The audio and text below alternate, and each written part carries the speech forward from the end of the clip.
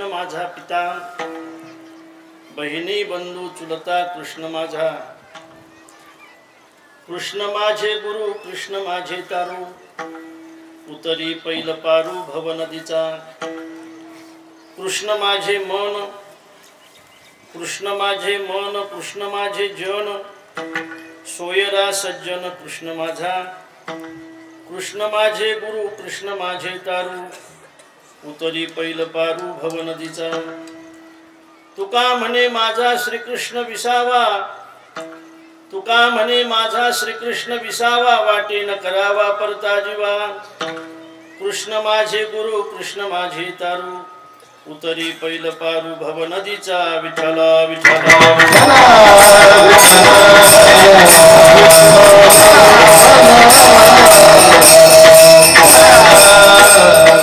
महायोग पीठे तटे भीमरथ्यां वरं पुंडरीकाय दातु मुनीन्द्रैः, समागत्य तिष्ठन्तमानन्दकन्दं परब्रह्मलिंगं भजे पांडुरंगं, पांडुरंगा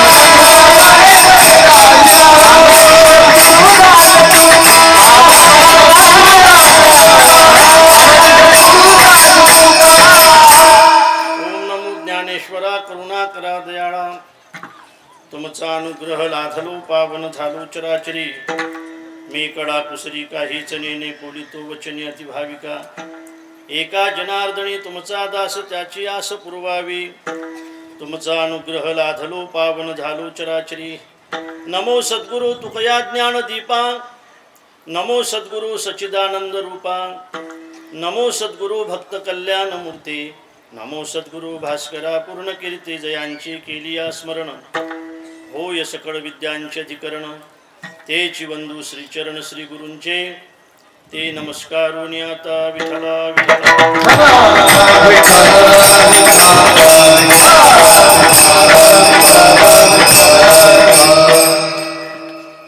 कृष्ण माझी माता कृष्ण माझा पिता, बहिणी बंधू चुलता कृष्ण माझा. आज या ठिकाणी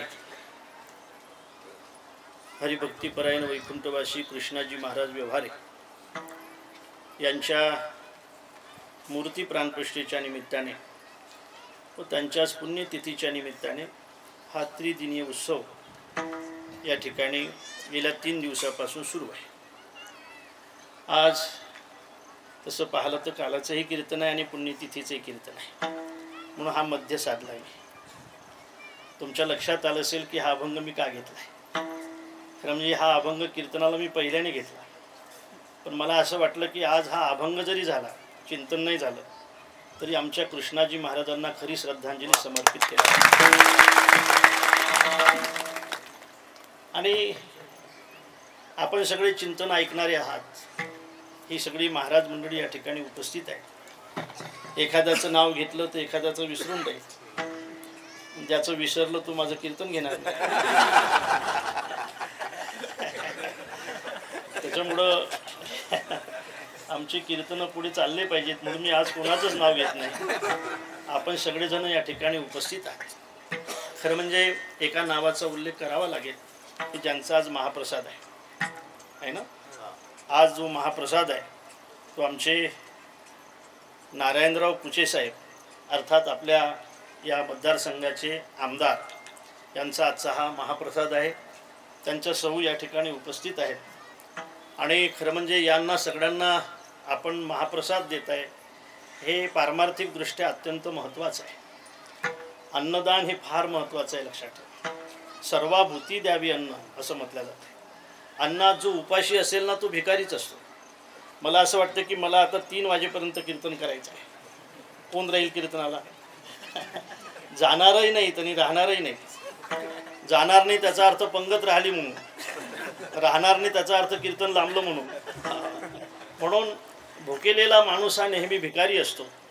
आणि म्हणून सर्वांना अन्न देण्याचा विचार, सर्वांना अन्न देण्याचं तत्त्व महाराजांनी सुद्धा सांगितलं. म्हणून अन्नदानाचे ते दाते आहेत ते आपले आमदार साहेब, त्यांच्या सौभाग्यवती या ठिकाणी उपस्थित आहे. कृष्णाजी महाराजांच्या मूर्तीची प्राणप्रतिष्ठा एवढ्या लवकर आपल्याला करावी लागेल ही कल्पना कोणालाच नव्हती. मला असं वाटतं की महाराजांचं तसं जाण्याचं वय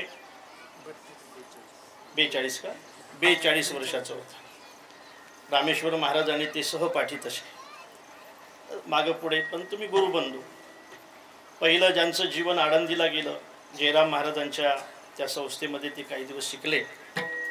ज्ञानेश्वरीची फार मोठी साधना महाराजांनी केली आणि महाराजांची पारमार्थिक साधना खूप मोठी होती. कीर्तनकार होण्यासाठी जी साधना पाहिजे ती पारमार्थिक असते असं मला म्हणता येणार नाही. ती पुस्तकीय साधना असेल, ती मालिकेतली साधना असेल, किंवा कीर्तन चांगलं झालं पाहिजे हा विषय वेगळा असतो. पण आपण नरदेहाला जर आलो असेल तर आपली साधना चांगली झाली पाहिजे हा विषय वेगळा असतो. आपलं कीर्तन चांगलं झालं पाहिजे हा कीर्तनकाराचा विषय आहे, आणि या जीवनामध्ये येऊन आपली साधना चांगली झाली पाहिजे हा साधूचा विषय आहे. हा जन्म काय पुन्हा पुन्हा भेटत असतो? पुन्हा पुन्हा या जन्माला यावं लागतं का दादांनो? नाही. बहुता दिवसा फेरा आला या नगरा, खूप दिवसाने दुरोणी आलो मी गा, दुःख झाले दारुण, यावया येथवरी होते हेची कारण, दुर्लभ भेटी तुम्हा पाही झाले दर्शन, नाही का? विनयुतो तुका संता दोन्ही कर जोडून. हा जन्म आहे कशासाठी? मला असं वाटते हा जन्म महाराज जर श्रीमंत होण्यासाठीच असता तर सगळे श्रीमंत दिसले असते. हा जन्म जर वकील होण्यासाठी असता तर सगळे वकील दिसले असते. हा जन्म जर सगळे महाराज होण्यासाठी असता तर सगळे महाराज दिसले असते. हा जन्म महाराज होण्यासाठी नाही, हा जन्म वकील होण्यासाठी नाही, हा जन्म पुढारी होण्यासाठी नाही, हा जन्म श्रीमंत होण्यासाठी नाही, तर हा जन्म आहे कशासाठी? हा जन्म आहे फक्त उद्धारासाठी. केले होय याची जन्मी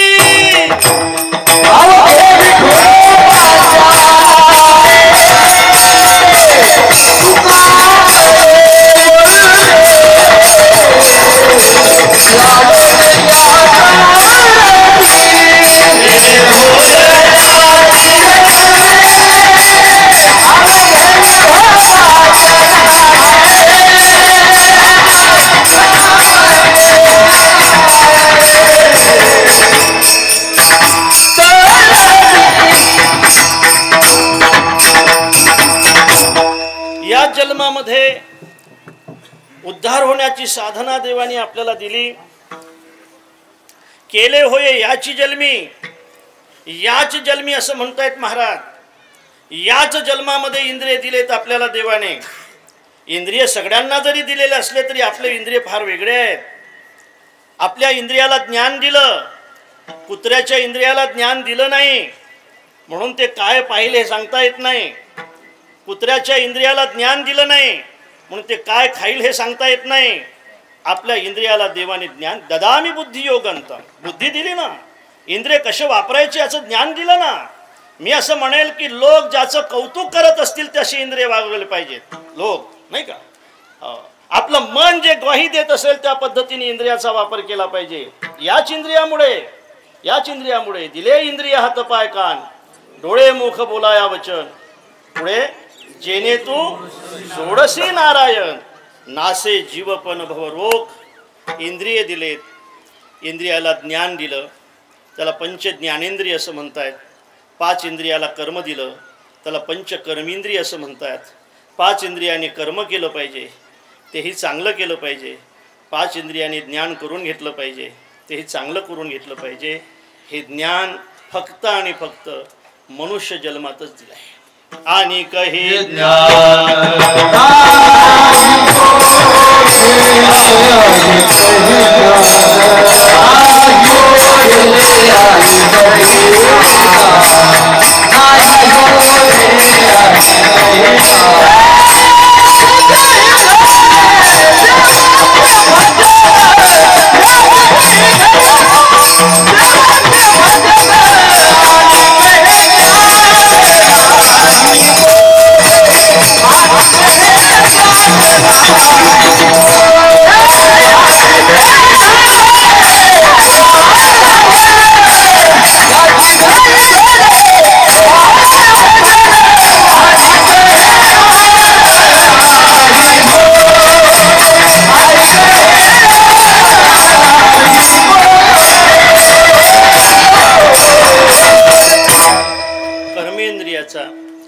आणि ज्ञानेंद्रियाचा वापर ज्याच्यासाठी देवाने दिले त्याच्यासाठी जे करत असतील, मला असं वाटतं की ते योग्य साधना करतायत.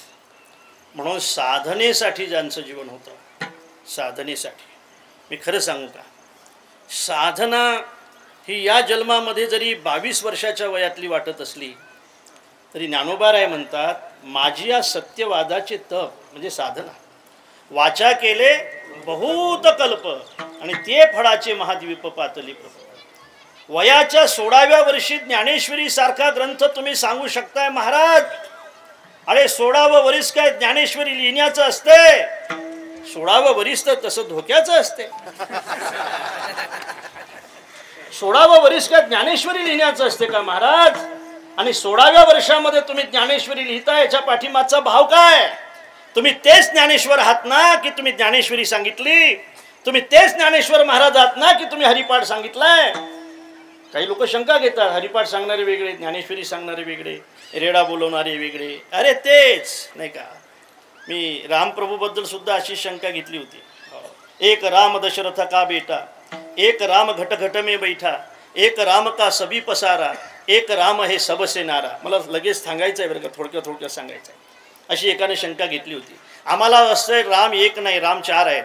एक राम दशरथ का बेटा, एक राम घट घट में बैठा, एक राम का सभी पसारा आणि एक राम हे सबसे नारा. एका साधूने उत्तर दिलंय, मूर्ख आहेस तू. सोई राम दशरथ का बेटा, सोई राम घट घट में बैठा, सोई राम का सभी पसारा आणि सोई राम हे सबसे न्यारा. सोई राम, सोई राम, एकच राम आहे की जे सगळ्या ठिकाणी सर्वागटी राम देहादेही एक. तेच ज्ञानेश्वर महाराज आहेत की ज्याने हरिपाठाची संध्या दिली. तेच ज्ञानेश्वर महाराज आहेत की ज्यांनी ज्ञानेश्वरी सांगितली. तेच ज्ञानेश्वर महाराज आहेत की ज्यांनी अमृतासारखा अनुभव दिला. तेच ज्ञानोबाराय आहेत की ज्याने चांगदेवाला 65 दिली. तेच ज्ञानोबाराय किती वर्ष? 22 वर्ष समाधी, 22व्या वर्षी.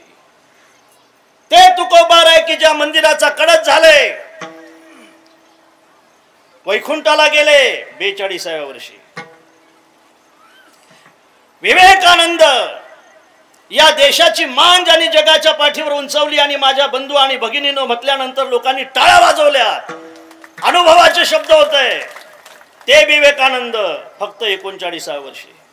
ज्या शंकराचार्याने वेदांत शस्त्र वापरून सगळ्यांचं खंडन केलं 3,500 वर्षाच्या अगोदर, ते विवेकानंद आपला निरोप घेताय, शंकराचार्य निरोप घेतायत त्यावेळेला फक्त 42व्या वर्षी.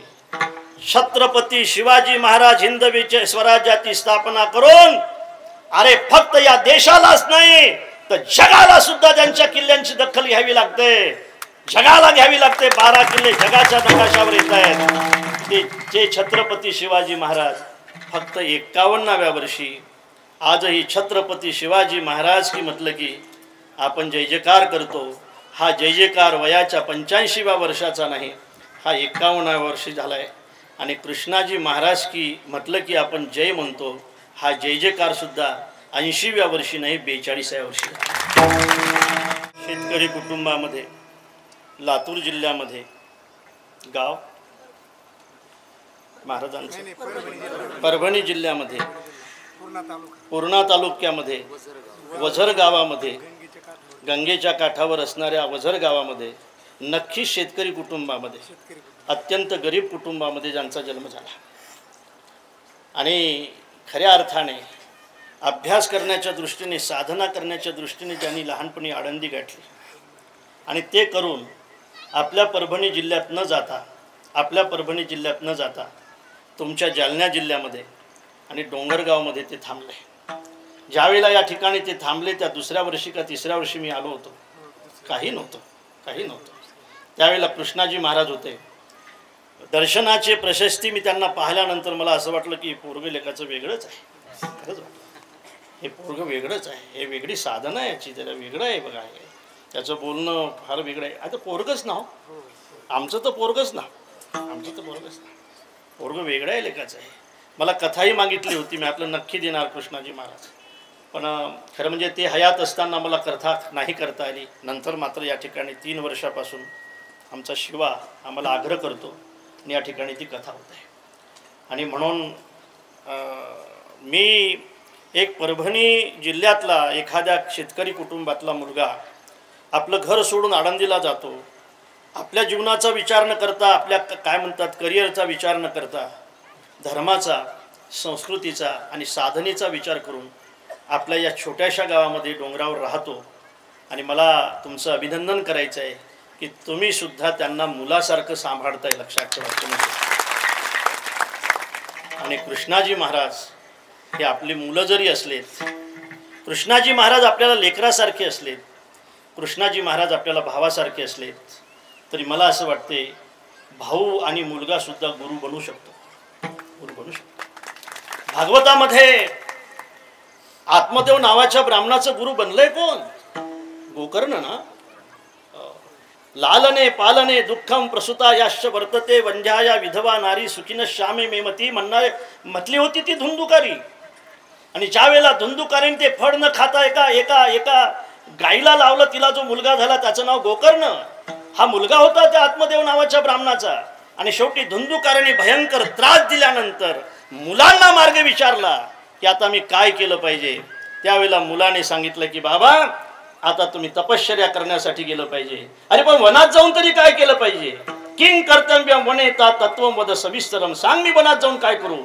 त्यावेळेला गोकर्णाने सांगितलं होतं धर्मम भजस्व सततम त्यज लोक धर्मान सेवस्व साधु पुरुषान जहि काम तृष्णान अन्यष्ट दोष गुणचिंतन माशु मुक्त्वा सेवा कथा रसमोहो नितराम पिबत्वम. मुलगा सुद्धा बापाचा गुरु होऊ शकतो महाराज, भाऊ सुद्धा भावाचा गुरु होऊ शकतो. ही परंपरा आता आपल्यात आहे, नाही का? विठाला भाऊ सुद्धा गुरु आहे.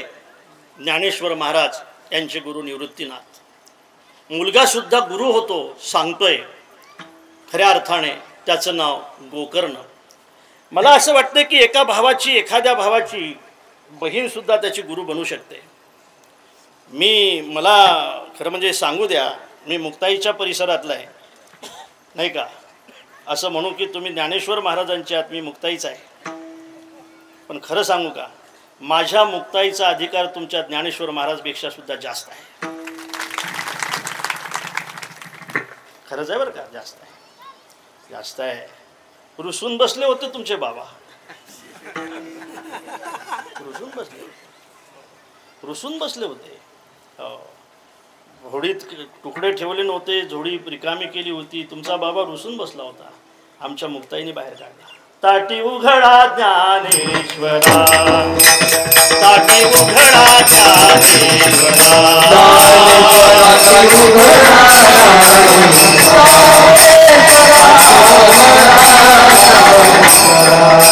योगी पावन मनाचा साहे अपराध जनाचा, विश्वरागे झाले बंधी संती सुखे भावे पाणी, शब्द शस्त्रे झाले क्लेश संती मानावा उपदेश, विश्वपट ब्रह्मदोरा, विश्वपट ब्रह्मदोरा.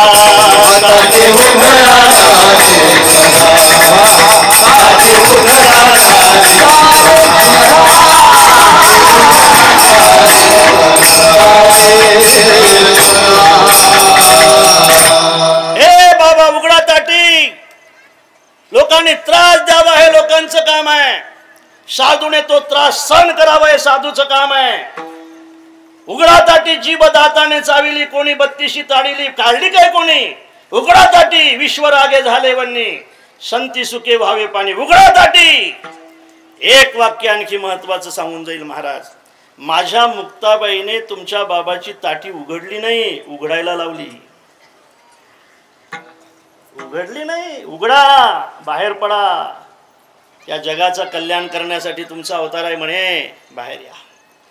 कधी कधी बहीण सुद्धा भावाची गुरु बनू शकते. असे अनेक दाखले आपल्याला देता येतील. सज्जनानो, मला असं वाटते की उपदेश करण्यासाठी प्रत्यक्ष गुरु ज्या वेळेला भेटत नाही, अर्जुनाला भेटले नव्हते, आणि म्हणून कधी कधी देव सुद्धा आपला गुरु बनतो. आपणची देव होय गुरु. विठ्ठला विठ्ठला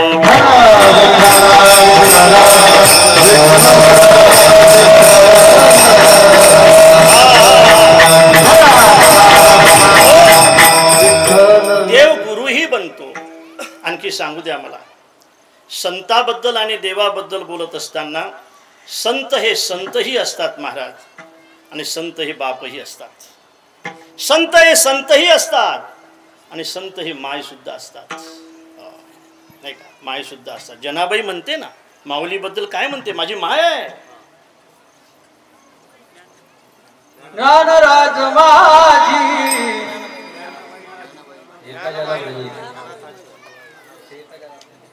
बर चला असू द्या. विठ्ठला विठ्ठला विठ्ठला विठ्ठला